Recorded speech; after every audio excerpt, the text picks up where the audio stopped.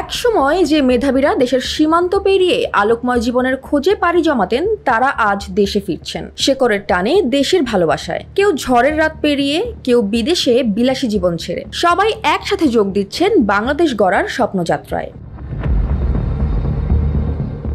তাদের মধ্যে প্রথমেই বলি তাসনিম জারার কথা। ঢাকা মেডিকেল কলেজ থেকে উঠে আসা এই প্রতিভাবান নারী আজ বিশ্বের সেরা অক্সফোর্ড বিশ্ববিদ্যালয়ের গ্রাজুয়েট। যুক্তরাজ্যের ভ্যাকসিন সচেতনতা আন্দোলনে অনন্য অবদান রেখে পেয়েছেন ভ্যাকসিন লুমিনারি খেতাব। তার কাজ নিয়ে সরব হয়েছে বিবিসি, টাইমস, ফিনান্সিয়াল টাইমস সহ আন্তর্জাতিক নিউজ চ্যানেলগুলো। তাসনিম আজ দেশের মাটিতে রাজনীতির নতুন অধ্যায় শুরু করতে ফিরছেন। ক্যামব্রিজ বিশ্ববিদ্যালয় হাসপাতালে অভিজ্ঞতা আর দেশপ্রেম দুই মিলে বাংলাদেশকে বদলে দিতে বদ্ধপরিকর।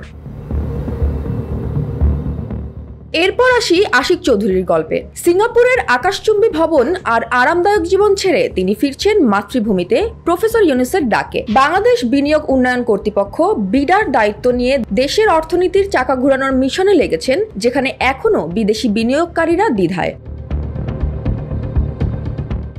ডক্টর ইমাদুর রহমান, এই মানুষটির হাত ধরে বাংলাদেশে এসেছে ইলন মাস্কের স্টারলিংক ইন্টারনেট। সুইডেনে এরিকসনের মতো জায়ান্ট কোম্পানি ছেড়ে তিনি এখন বিএসসিএল এর এমডি, যিনি দেশের স্যাটেলাইট কোম্পানিকে প্রথমবারের মতো লাভের মুখ দেখানোর স্বপ্ন দেখছেন। অপরদিকে খেলাধুলার মঞ্চে আছেন হামজা চৌধুরী। ইংলিশ প্রিমিয়ার লিগের তারকা আজ লাল সবুজের জার্সিতে মাঠে নামছেন। তার আগমনে দেশের ফুটবল দল দক্ষিণ এশিয়ার সবচেয়ে দামি দলে রূপান্তরিত হয়েছে। তার মতো আরো অনেক প্রতিভা এখনো শেকড়ের মায়ায় মাতৃভূমিতে ফিরছে।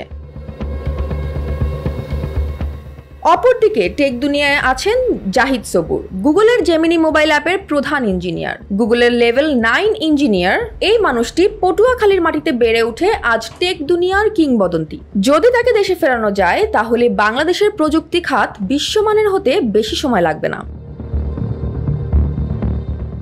তাসনিম, আশিক, ইমাদুর, হামজা, জাহিদ তারা কেবল নিজেদের ক্যারিয়ার গড়ছেন না, তারা বাংলাদেশকেও গড়ে তুলছেন। এই মানুষগুলো দেখিয়ে দিচ্ছেন মেধা আর দেশপ্রেমের মিশ্রণে বাংলাদেশও বদলে যেতে পারে, আর সেই বদল শুরু হয়ে গেছে। Joya Hasan, NPB news.